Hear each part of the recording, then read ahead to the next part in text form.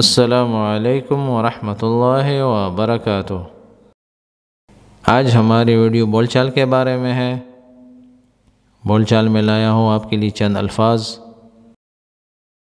چلتے ہیں اسکرین کی طرف، لیکن اسکرین پر جانے سے پہلے آپ کو بتاؤں، اگر آپ نے ابھی تک ہمارے چینل کو سبسکرائب نہیں کیا، سبسکرائب کریں، بیل کا بٹن ضرور دبائیں تاکہ آپ کو نئی ویڈیوز کے اپڈیٹس ٹائم سے ملتے رہیں۔ چلتے ہیں اسکرین کی طرف اور دیکھتے ہیں کہ اسکرین پر آج ہمارے پاس کیا ہے۔ یہ ہے اسکرین۔ اسکرین پر سب سے پہلا ہیڈنگ کے بعد جو پہلا جملہ ہے، وہ ایک بھائی نے پوچھا تھا کہ ہم عربی میں کیسے کہیں گے کہ میں مانتا ہوں یا میں تسلیم کرتا ہوں یا میں قبول کرتا ہوں۔ یہ میں نے اپنی طرف سے الفاظ لکھے ہیں، تسلیم اور قبول، لیکن انہوں نے لکھا تھا کہ کیسے بولیں گے کہ میں مانتا ہوں کہ یہ میری غلطی ہے۔ تو جس طرح اردو میں اس کے لیے مختلف الفاظ آتے ہیں، عربی میں بھی اسی طرح مختلف الفاظ آتے ہیں۔ تو عربی میں ہم یہ بھی کہہ سکتے ہیں کہ انا اعترف۔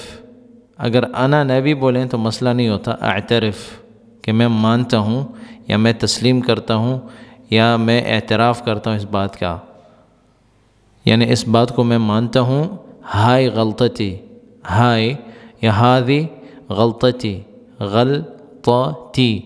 تو غین اور لام جو ہیں وہ موٹے نہیں پڑھنے، تا کو موٹا پڑھنا ہے اور پھر تا کو جو ہے باریک پڑھنا ہے۔ تو یہ لہجوں میں جو ہے نا اس چیز کا خیال رکھنا ہے۔ انا اعترف یا انا اقر ہائے غلطتی، انا اعترف ہائے غلطتی، انا اعترف یا اعترف ہائے غلطتی۔ اعترف مانتا ہوں یا مانتی ہوں، عورت بھی یہی بولے گی، مانتا ہوں یا مانتی ہوں یا تسلیم کرتا ہوں یا تسلیم کرتی ہوں یا قبول کرتا ہوں یا قبول کرتی ہوں، جس طرح اردو میں الفاظ ہیں۔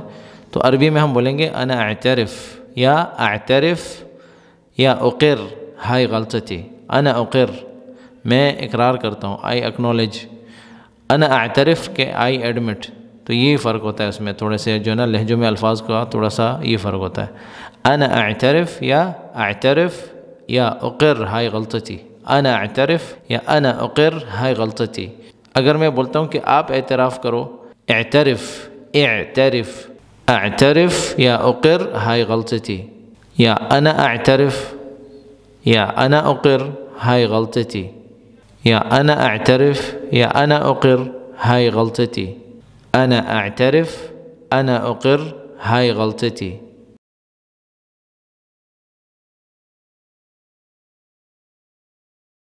ایک بھائی نے پوچھا تھا کہ ہم کیسے کہیں گے کہ آپ کو کون سی مچھلی چاہیے، ہم عربی میں کیسے کہیں گے؟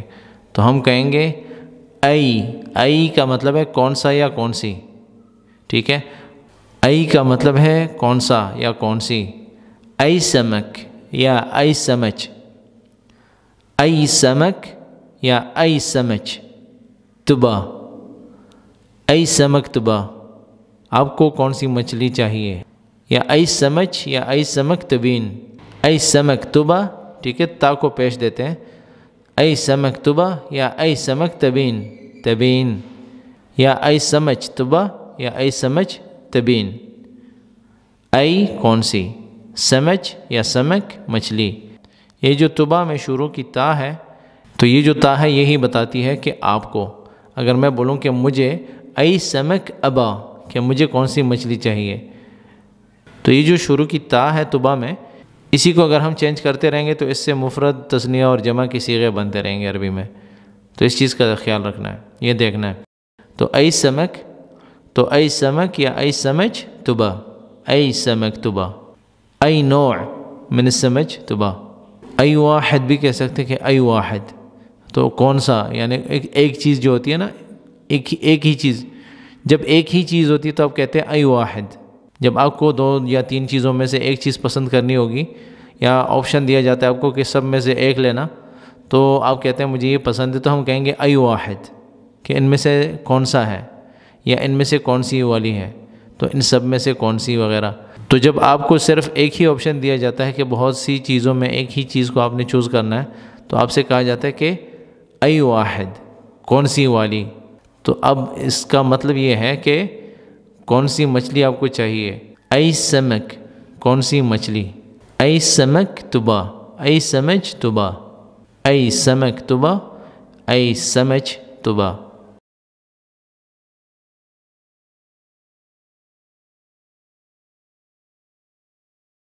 ایک بھائی نے پوچھا تھا کہ مش کا مطلب کیا ہے، مش؟ تو مش، مب، مو، ما، مافی وغیرہ یہ سارا نہیں کے لیے استعمال ہوتا ہے۔ جب کہتے ہیں نا نہیں، مش بھی کہتے ہیں، مب بھی کہتے ہیں، مو بھی کہتے ہیں، ما بھی کہتے ہیں، مافی بھی کہتے ہیں، تو مختلف طریقوں سے یہ لفظ بولا جاتا ہے، لیکن جو شروع میں دو ہیں وہ زیادہ بولے جاتے ہیں، اور مافی بھی چلتا ہے، مو بھی چلتا ہے، مطلب یہ سارے الفاظ چلتے رہتے ہیں۔ تو مش، مب، مو، ما، مافی۔ تو آئندہ جو جملہ آ رہا ہے اس میں ایک مثال دی ہے میں نے، ٹھیک ہے؟ مش بولتے ہیں نا، مش، کچھ مش بولتے ہیں، کچھ موش بولتے ہیں، لیکن مش، مش، مب، مب، مو، مو، ما، مافی، مافی۔